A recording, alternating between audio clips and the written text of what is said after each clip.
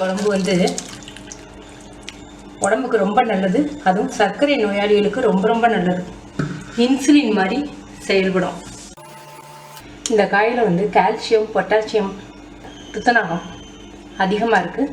அதோட சர்க்கரை அளவை வந்து கண்ட்ரோலுக்குள்ளே கொண்டுட்டு வரும். சர்க்கரை நோய் வராமல் தடுக்கும், புற்றுநோய் வராமல் தடுக்கும். புற்றுநோய் செல்களை கூட அழிக்குங்கிறாங்க. அது இந்த காய் கணையத்தை அதிகமாக பாதுகாக்கும். கணையத்தை பாதுகாக்கிறதுனால கணையத்தில் வரக்கூடிய புற்றுநோய் வராது இந்த காயை அதிகமாக நீங்கள் எடுத்துக்கும் போது. மஞ்சக்காமாலை இருக்கிறவங்களுக்கும் இந்த காயை அதிகமாக சாப்பிட சொல்கிறாங்க. அந்த மஞ்சக்காமாலை குணமாகவும் சொல்லி சாப்பிட சொல்கிறாங்க. ரொம்ப டேஸ்ட்டாக ரொம்ப நல்லா இருக்குது. பாவக்காய் மாதிரி இது கசப்பு தன்மை உள்ள காய் தான். அதே மாதிரி இந்த காய் எடுத்துக்கும் போது முகப்பரு வராமல் தடுக்கும்.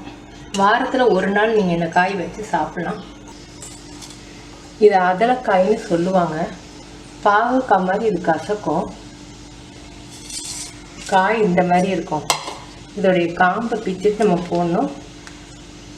இது நல்ல பிஞ்சு காயாக எனக்கு கிடச்சிருக்கு. கொஞ்சம் முத்தலாக இருந்தால் அந்த விதையை எடுத்துடணும். வெண்டிக்காய் விதை மாதிரி இருக்கும். நான் உங்களுக்கு காமிக்கிறேன். இதில் எல்லாமே பிஞ்சாக இருக்குது. முத்தலை எடுத்து வச்சுருக்கேன். இந்த மாதிரி வெண்டிக்காய் விதை மாதிரி இருக்கும். ஆனால் வெண்டிக்காய் விதை சாஃப்டாக இருக்கும். இது கொஞ்சம் ஹார்டாக இருக்கும். அது மாதிரி அதனால் முத்தலாக இருந்தால் இந்த விதைகளை எடுத்துட்டு நீங்கள் காயை போட்டுக்கலாம். நான் வாங்கினது எல்லாமே பிஞ்சு காயாக இருக்குது. இந்த 2 தான் முத்தலாக இருக்குது. அதனால் உங்கள்கிட்ட இப்போ காமிக்கிறதுக்கு எனக்கு வசதியாக இருக்குது. இது வந்து மெல்றது கஷ்டமாக இருக்கும். அதனால் இந்த மாதிரி விதையை எடுத்துட்டு நமக்கு சதை பகுதி தான் இதில் சத்து. முத்தலாக இருந்தால் மட்டும் விதையை எடுங்க. பிஞ்சாக இருந்தால் நமக்கு சாப்பிட்ற அளவுக்கு விதை இருக்கும்.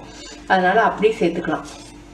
வெங்காயம் வந்து சின்ன வெங்காயம் எடுத்துருக்கேன். உங்கள்கிட்ட சின்ன வெங்காயம் இல்லைன்னா பெரிய வெங்காயம் எடுத்துக்கோங்க. சின்ன வெங்காயம் ஒரு 15 வெங்காயம், பூண்டு ஒரு 10 பூண்டு, கறிவேப்பிலை, ஒரு தக்காளி பழத்தை கெட்டித்தன்மைக்காக அரைச்சி வச்சுருக்கேன். நாட்டு தக்காளி பழம் தான்.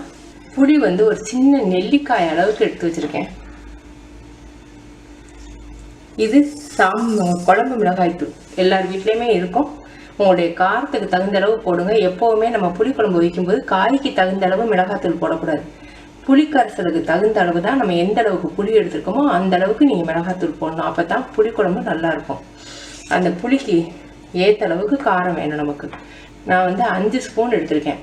உங்களுடைய குழம்பு மிளகாய்த்தூள் காரமாக இருக்கும்னு நினச்சிங்கன்னா 4 ஸ்பூன் எடுத்துக்கோங்க. உங்களுடைய காரத்துக்கு ஏற்ற அளவுக்கு நீங்கள் குறைச்சி கூட்டிக்கலாம். நல்லெண்ணெய் வந்து 2 டேபிள் ஸ்பூன் சேர்த்துருக்கேன். இதில் வெந்தயம்,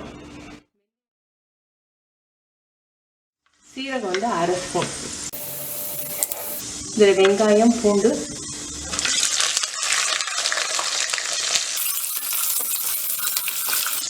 இப்போ காய். இந்த காயும் வந்து எண்ணெயில் நல்லா வதங்கணும். கொஞ்சம் காய் நல்லா வதங்கட்டும். இப்போ காய் நல்லா வதங்கிடுச்சு. மஞ்சள்தூள், இந்த குழம்புக்கு தேவையான அளவுக்கு உப்பு, குழம்பு மிளகாய்த்தூள். இந்த தூளை வந்து எண்ணெயோடு சேர்த்து வதக்கும் போது கொஞ்சம் குழம்பு வந்து கலராக இருக்கும். கறிவேப்பிலை கொஞ்சம்,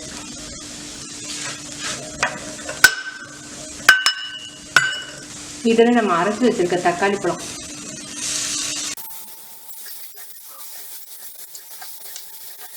கொஞ்சம் லோ ஃப்ளேமில் ஒரு 3 செகண்ட் இருக்கட்டும். இப்போ புளிக்கரைசல் தண்ணி,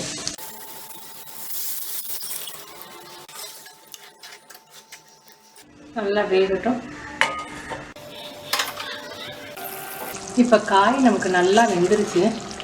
குழம்பு நல்லா கெட்டியாக வந்துருச்சு. இது இட்லி தோசைக்கு நல்லாயிருக்கும். சாதத்தில் போட்டு நெய் ஊற்றி சாப்பிடுவோம், ரொம்ப டேஸ்ட்டாக இருக்கும். இதில் வெல்லம்,